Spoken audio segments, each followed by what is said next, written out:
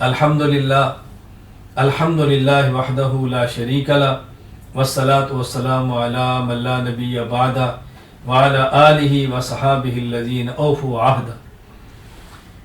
اللہ تعالیٰ نے بہت سارے ایام اور دن خوشی کے بنائے ہیں ایمان والوں کے لیے، بہت ساری مخصوص راتیں عبادات کے لیے بنائی ہیں، بعض اوقات عبادات کے لیے متعین فرمائے ہیں، بعض مقامات عبادات کے لیے متعین فرمائے ہیں۔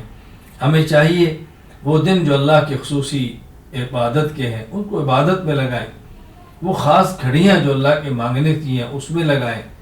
مسلمان کے اپنے دن ہیں تہوار کے، مسلمانوں کے دن ہے عید الفطر تہوار ہے، عید الاضحیٰ تہوار ہے، اور جمعہ مخصوص اجتماعی عبادت کا دن ہے، اللہ نے ہمیں دیا ہے، اس پر خوشی کا اظہار کریں، اچھے کپڑے پہنیں، سفید کپڑے پہنیں، خوشبو لگائیں، چہرے سے خوشی محسوس ہو۔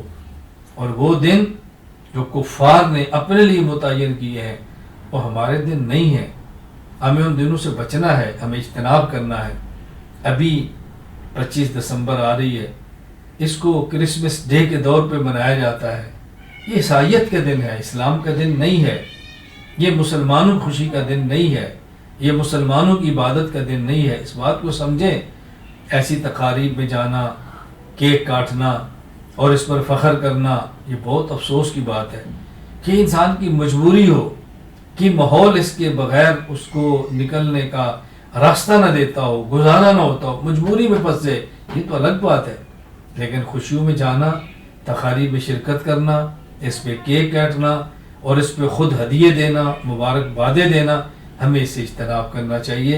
مسلمان کو اپنے اسلام پر فخر ہونا چاہیے، اپنے ایمان پر فخر ہونا چاہیے، رسول اکرم صلی اللہ علیہ وسلم کی مبارک تعلیمات پر فخر ہونا چاہیے۔